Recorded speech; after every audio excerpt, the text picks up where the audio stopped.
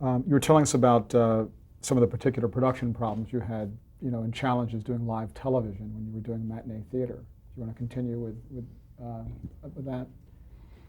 Actually,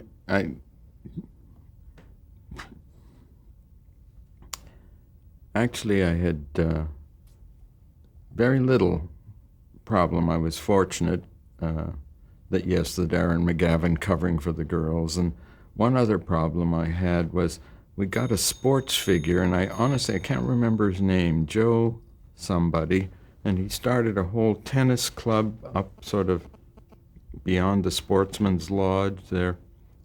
Any rate, they brought him in. You see, matinee theater was set up by RCA to sell color sets. Color TV was in new, and that's why they wanted an hour drama every day. And so they wanted whatever draw they could get in terms of names. And with this sports figure, when I started working with them, in rehearsal, I thought, no, there's no acting there.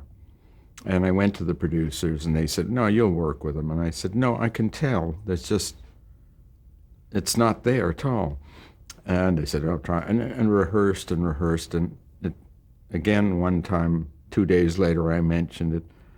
And finally, I think the day before we were to go to actually on the set, no, we were on the set, and they came and watched, and they said, oh, they realized he just couldn't act. It wasn't that he wasn't trying.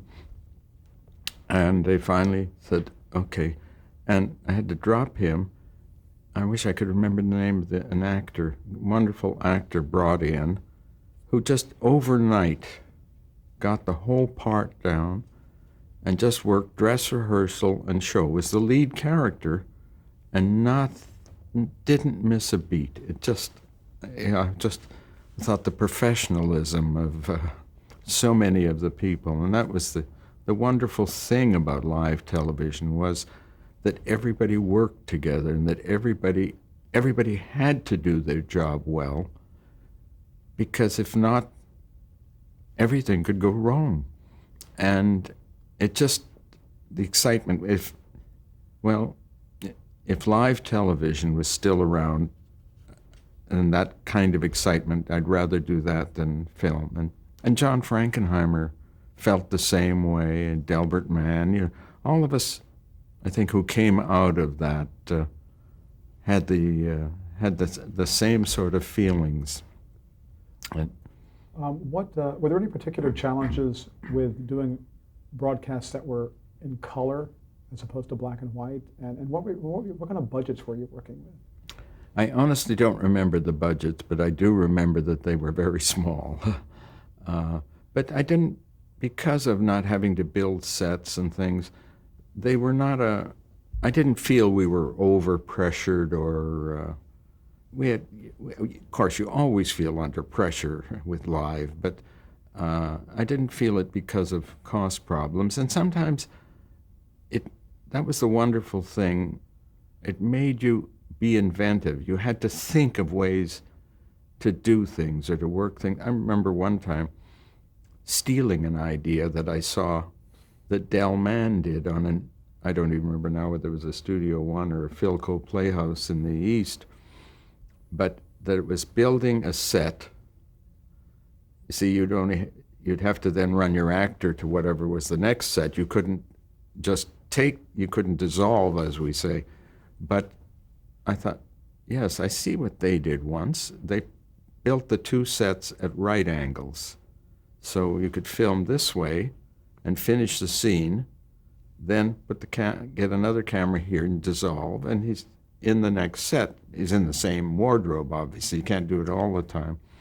When I thanked Del Mann, when I met him, he said, don't thank me. He said, the art director thought of it.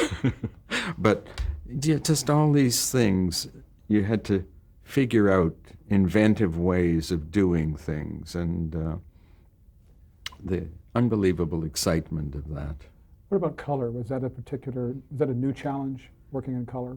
Color, I didn't find as a challenge, nor did we seem to on Matinee Theater or on Playhouse 90 or Climax. But when I was doing film TV, I got a call to direct the Shirley Temple Hour, which was still done like live. I mean, 3 cameras, but by that time, it was taped.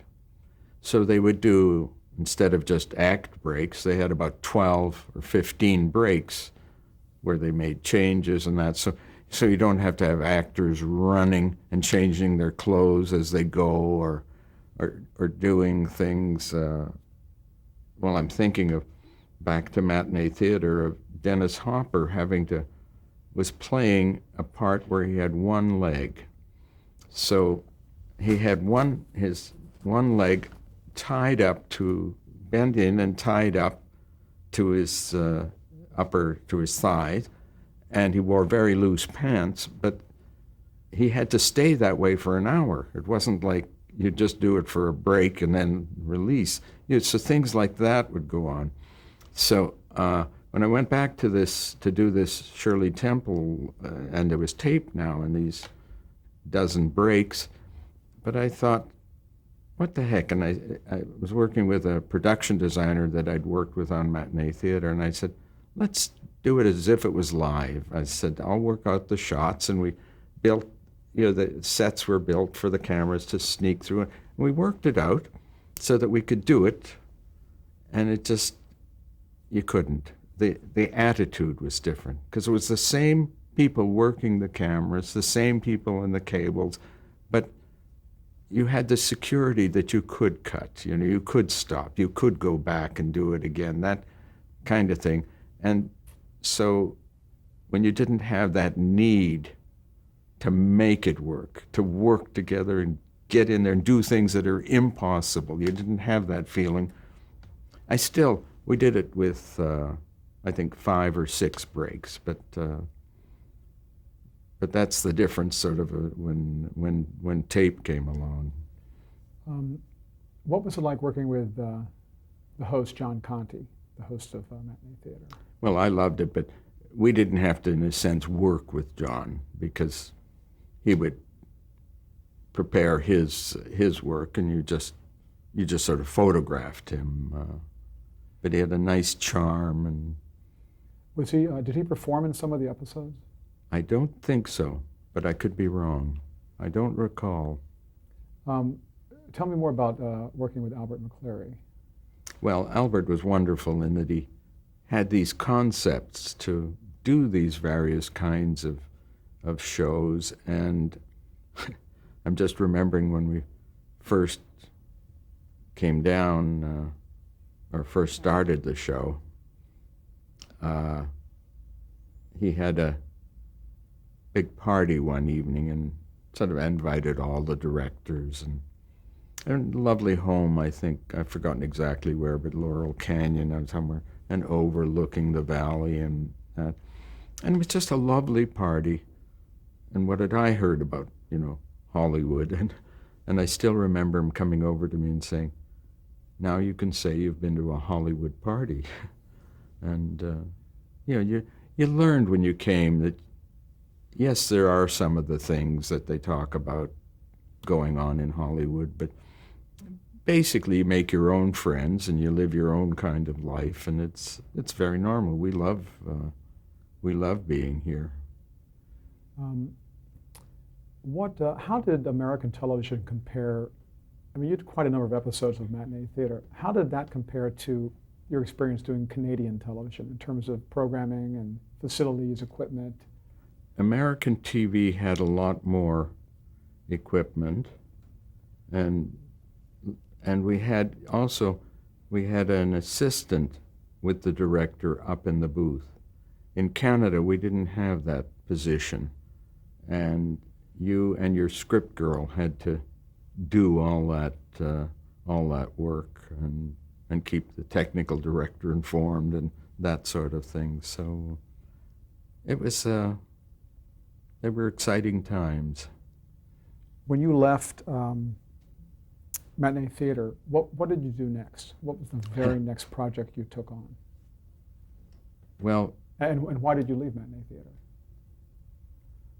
Well, I mentioned there were 12 directors or so on Matinee Theater, and one of the casting people was Ray Sackheim, and he had a brother, Bill Sackheim, who was a producer at Screen Gems, which at that time was the leading film TV. And he said to Bill, one day, he said, one of our directors talks to the actors. And Bill said, oh, I'd like to meet him. So I went over and I met with Bill Sackheim, and he liked me, and we had a good talk, and he said, send me over some film. And I said, no, these are live shows. Oh, he said, there has to be some copy. And I said, well, they're kinescopes, but the quality is so terrible. They're second generation, so to speak. He said, doesn't matter, send it. I said, well, it costs $94 and I can't afford it. And he said, as he said to me for the rest of our days together, it'd be the best $94 you ever spent. And I sent the kinescope, and he loved it. And he showed it to the head of Screen Gems, and he loved it. But he said, I want to watch him work, though. So he came to a dress rehearsal of a Matinee Theater, and he stood in the booth and watched. Well, if you've been in a live television booth, you could be screwing up everything, and it's exciting. The pictures are changing and flashing, and the director's calling shots, and the technical director's calling the cameras and the movements. It's unbelievable what goes on. So I call it organized chaos, And so he was very impressed. And then he said, well, could I come and listen to you talk to the actors between dress rehearsal and show? And I said, no, that's not a good idea. And then I thought, we're really in good shape, because in live television, you had to work, how should I say, you had to rehearse, so that dress rehearsal you were here, and then on show you were here. Because if you hit your peak at dress rehearsal, it was very hard 45 minutes later to hit your peak again. And if you were too far away, it was a long reach. And we were really in good shape. So I said, well, let me speak to the actors. And I went down to the green room, and they said, no, they didn't want somebody sitting there when we were. And then they all thought they had no questions, because we were at that point. So they said, what the heck? So bring them down. And I went up and I got them. When we came in, they asked me every question they'd asked all week about motivations, emotions. They were putting on a show. And I'm trying not to laugh as I give them motivations, and I give them why their character is doing this, and what their feelings are about this. All this. Well, he was terribly impressed with all that. And afterwards said, would you like to do a film TV? And I said, I'm terribly sorry, I've never seen a camera. And I had no idea what a film camera looked like. And he said, well, come and look at one. And I watched somebody filming for a day, and the next week I shot a half hour, and it was okay. I still remember for about 2 hours I wasn't sure what the assistant cameraman was doing, because in live television, the camera operator also focuses. And now here in film, it finally dawned on me that the assistant cameraman was focusing. And when I did my second one for Screen Gems, and I think it was in the Ford Theater, and then it had my personality, whether it was good or bad, at least it was mine, and then I started to do live and film TV, both. That's when I got into Climax. I met Edgar Peterson, who was producing it, through Joy LaFleur, who was a Canadian actress that I'd been friendly with up in Toronto, and she was dating Edgar, and he liked me and wanted me to do a Climax, and that's what started me on that series. What was that first half hour film show that you did? Was that part of an anthology show, or what was that? Yes, it was a dramatic series, Ford Theater. They were half-hour dramas. I don't even remember the exactness. We did, in a sense, better work at Matinee Theater because when you do a show, a drama, every day, they couldn't find enough safe shows. And so we would do something, like I did a 14th century Chinese fantasy with Lamont Johnson and Karen Sharp. Well, they wouldn't have done that on Philco or Studio One. And so we got a lot of things that they turned down that to fill a schedule you had to do. Now, I grant you, you also did some that weren't quite so good because of filling time, as we say. And it was interesting there also, we had about I think a list of 124 or 224, I've forgotten which, don't do's from the sponsors and from NBC. And that just reminds me that on one Matinee Theater, it was a father, a doctor, and a son, a doctor, and it was the old versus the new. And the son doctor had a friend who was a doctor, and I cast a black actor to play that doctor. Now, this was late 55 or early 56, and you just didn't do that sort of thing, but I did it. And I remember that NBC said, okay, it was all right, they didn't mind, but the sponsors, some of them, just were so upset. And Otis Young, who played it, he told me that when he was talking to his friends and they said, what are you doing? And he said, I'm doing a Matinee Theater. And they said, oh, what are you playing? And he said, I'm playing a doctor. And they all said, oh, a witch doctor? Because that's what a black man would play. And he brought me the black newspaper that you'd think Jackie Robinson just started in baseball. But that's, again, I'm saying the way I was brought up. My parents brought me up. People are people. You judge them by what they do. And anyway, on Climax, I think it was the first one I did, it was written by, I think his name was Irwin Gielgud and his wife Gwen Bagney. And I went to their home to meet with them, and he let me know he knew all the executives. He was big at CBS, and I was not to change his script. I was not even to change a word, Then if any problem, he would go to them and I'd be in trouble, that sort of thing. And it was funny because when I met him, he was wearing a jacket. It looked like one of those, what do you call them, straight jackets that they used to wear in mental hospitals or something. And I thought, well, maybe you get funny thoughts. Anyway, and actually when I sat down to the first rehearsal with the actors, just a read through, he had left me a pencil, new, with no point on it. Again, making his point that I wasn't to change anything. And the day we were doing the show, he was giving me trouble. He didn't like what I was doing here. He thought I should do that. Then he was talking to the actors. It was very disturbing for me during rehearsal and then dress rehearsal.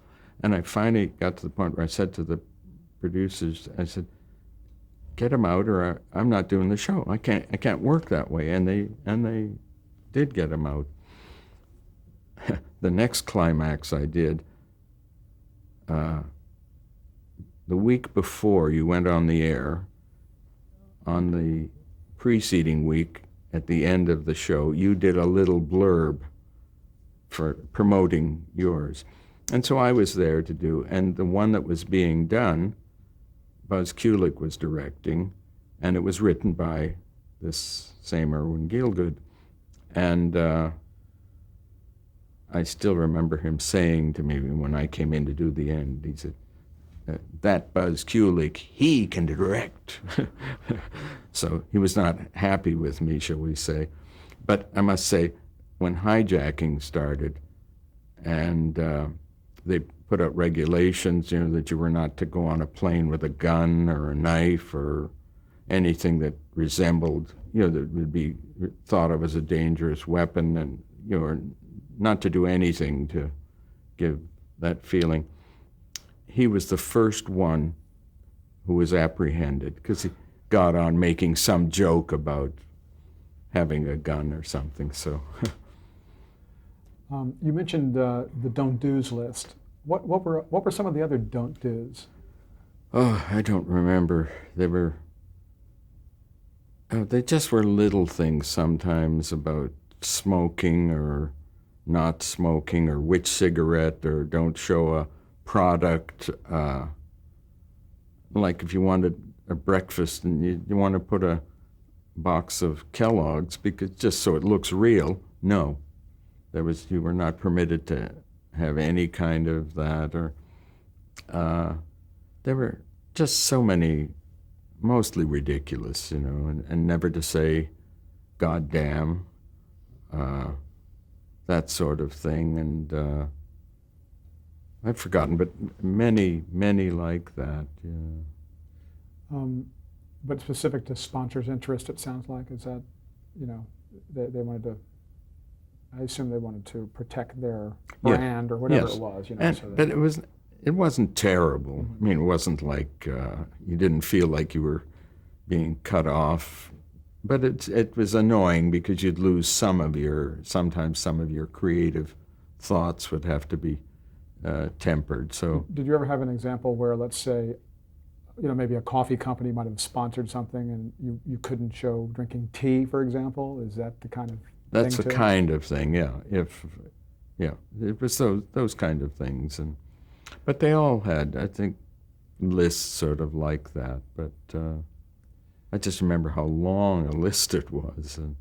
But NBC was very good, and Albert McCleary, and on Climax, Edgar Peterson, and on then it went on from there to doing Playhouse 90, because Marty Manulis saw my work on Climax, and that was at CBS also, and they were all very supportive, and because again, it had to be teamwork. It had to be teamwork. In live TV, you needed that so desperately to make things work. And so, but listen, you had lots of funny things too. I remember on one Playhouse 90, when we were in rehearsal, and Jack Carson was playing one of the roles, every time we'd switch camera, he would look at that camera, even though, and then look at the next one. It didn't relate to the drama, it related to the camera. And that was sort of a run-through, I guess, because on dress rehearsal, I got them to turn the lights off on the cameras so that he wouldn't know which was on, because to get him geared into playing the part. I'm just thinking, I think that was Three Men on a Horse, and we had Johnny Carson in that. He was hosting a Who Do You Trust, I think it was a show he was doing. And that was also CBS, so they asked me if I could put him in somewhere. And he played a little dramatic part. It was fine. But basically I had wonderful actors like Frank McHugh and Edward Everett Horton, and great character actors doing it. So. Was Marty Manulis the one who hired you to do? Yes, Marty was the one. Yeah. And Playhouse 90 obviously was a 90-minute format. Was Matinee Theater a half hour or an hour? Matinee Theater was an hour. What kind of adjustments did you have to make doing a longer form like Playhouse 90? And what were the differences in the production between Matinee and Playhouse 90? Well, the differences were not to do with the time. You just proceeded the same way. The differences were more in the fact that you could have, you had sets in Playhouse 90. You had a lot more money to work with, and you still had to be careful. I remember on one working out where we were bringing people down a long hall in a hotel and into the elevator, and then they were to get off on another floor. And what I worked out was dollied them down. They went in the elevator door. We closed the door, panned up, and watched the little direction needle go from floor 4 to floor 9. When it hit 9, panned down, the door opened, they walked out, and we had quickly changed the furniture and paintings, so they were really in the same corridor, and sort of dollied them away down that. So you did things like that, but basically, it was the length didn't make any difference, half hour, 1 hour, 1.5 in terms of, except for time to prepare and everything. But although I do remember my own nervousness on a climax once, who was in it? Gene Raymond and Terry Moore, I think. And I know in the second act, we were it was slowing up and we were falling, and I thought, and I don't have enough time. You have to finish at a certain moment. And I got very nervous, and between second act and third act, while the sort of commercial was on, I ran down from the booth onto the floor and ran up to each actor and said, we have to pick up time. You have to move it a little quicker. You got to move it a little quicker. And went to each one. And I went to Gene and I said, you got to move it a little quicker in the third act. He said, Arthur, I died in the second act. That's how nervous you get, that you can make a mistake like that. Where was Playhouse 90 produced, and how much prep time did you have to do each episode? It was produced at CBS stages at Fairfax and Beverly, is it? Yeah. Television City, or what is now? Yeah, what is now Television City, yeah. And I don't remember the exact time, but it was yes, you felt pressure, but comfortable pressure. You had that, yeah. What was it like working with Marty Manulis personally and professionally? And Very. What were his duties? Well, Marty Manulis created that series, and his basic was to get the proper material to make this the best drama available on television, which it became. I mean, it had a lot of wonderful shows, mostly directed by John Frankenheimer and Alan Reisner, I think, were the two who did most. And just some wonderful shows: Requiem for a Heavyweight, Judgment at Nuremberg, the Helen Keller story, and The Comedian. These are, and the values were, the standards and the values just were so high, and in a sense, though, may have hurt the genre because they put so much money into it. It became so sort of expensive, and when film came more into being, the programming sort of switched, to half-hour comedies or sitcoms or shorter dramas, that sort of thing. And so, in a sense, it ended an era, but it also was at the top of that era. Let's take a pause and change tape.